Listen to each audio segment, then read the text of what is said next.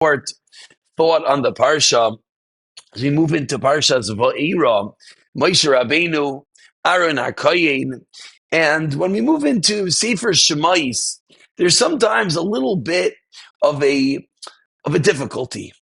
The entire Chumash Bereshis was replete with stories. Now it's true, the Avos, the Imahos are people that we can't fathom. And every time we mention the Avos, the Imahos, we always preface that it's a story that we're going to discuss on our mortal level. But of course, we don't really understand the depth. But we can glean from the fact that the Torah writes it in such a down-to-earth manner that makes it easy for us to relate to.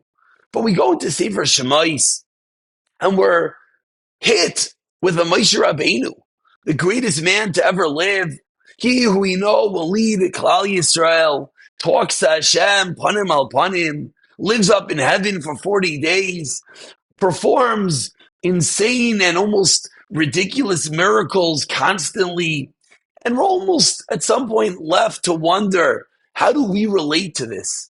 How do we relate to Sefer Shemais, to Moshe Rabbeinu, etc.?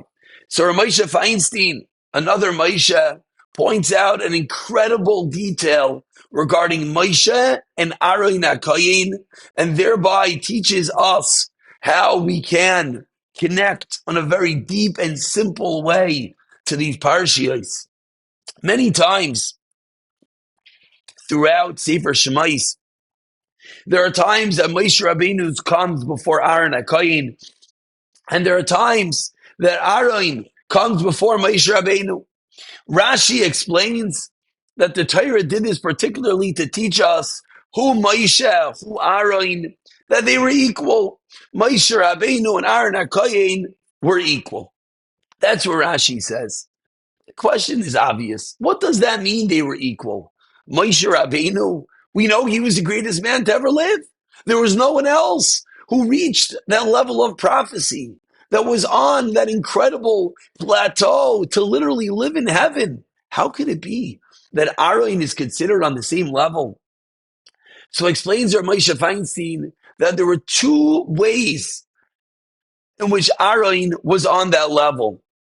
Number one, even the greatest person to ever live, there are certain things he can't do himself, and he needs a partner. And for those actions in which help is needed, the partner is fulfilling the same level as the one that is so great. We could use a simple analogy. You could have a CEO of a multi-billion-dollar company, but without some key workers working with him, he wouldn't be able to do what he needs to do. So at some level, those workers are on the same level because the result would never happen without them. So yes, Moshe Rabbeinu was greater heads and shoulders than everyone else. But without Aaron, he would never be able to do certain actions. And secondly, says Ramosha, that Aaron HaKohen, because he did what he was supposed to do 100%, and he did not do it in a b'diavad, in a, okay, I wasn't chosen to be the leader, so I'll do what I could do. No, he received his commandments and he did it fully 100%. That was why he was considered on the level of Moshe Rabbeinu. And these two aspects of the way that Aaron dealt, which boosted him to be on the level of Moshe Rabbeinu, are two incredible ways that we could all apply to ourselves.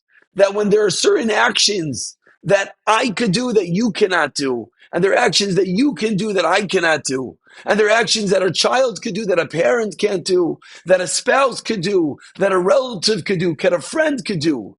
There are certain and specific times, occurrences, actions, situations, scenarios that are tailor-made for each person. And if in that scenario one performs, he's performing on the level of Moshe Rabbeinu himself. And secondly, if he does it 100%, if we do everything 100%, even maybe when we feel we should have received the lead role and we didn't. We should have been the one to choose to be the keynote speaker, but we were just the MC. We should have been the one to head the whole organization, but we were just a sidebar worker. If we take that which we receive and we do it fully 100%, that as well is a way that we're catapulted to the level of Moshe Rabbeinu. So, b'siyata d'shmaya, and as much as at the first glance, it might be difficult to relate to Moshe Rabbeinu versus the Avos. When we learn the depth of the Torah and we heed the words of our Gedalim, listening to Ramesha Feinstein's beautiful explanation, we start to realize that it is palatable, it is approachable, that an Aaron HaKoyin is someone that could talk to each and every one of us. And hopefully we could utilize the words and thereby be, believe it or not, on the level of a Moshe Rabbeinu, when we remember that each and every action that we receive is tailor-made for us, and when we perform, we're on that level. And secondly, if we do it 100% in everything that we do, b'siyata d'shmaya.